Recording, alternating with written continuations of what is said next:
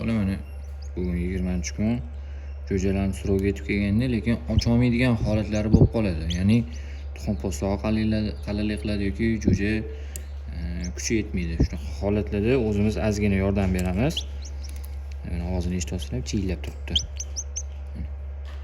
Ishda jo'jamiz tayyor turibdi, lekin chiqishga qiynalyapti. Shunaqa paytlarda ozgina biza yordam ko'rsatishimiz kerak. Faqat ehtiyot bo'lish kerak, chunki hali kindigi qotmagan bo'lishi mumkin.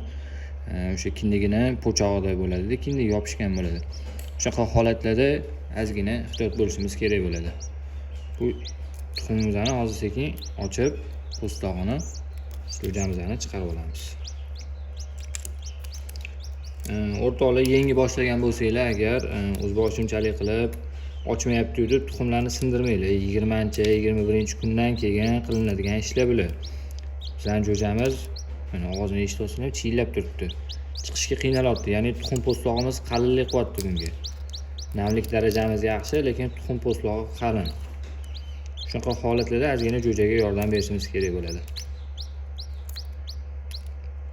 Ehtiyotkorlik bilan po'stlog'ini sindirib ochib olamiz buni. Mana jonivorimiz. Endi kimdir ko'yniga olishi mumkin, ana behuzur bo'lishi mumkin, lekin o'rtoqlar, bu ish juda nozik ishda. Ehtiyot bo'lish kerak baribir. Qon bo'ladi ozgina baribir.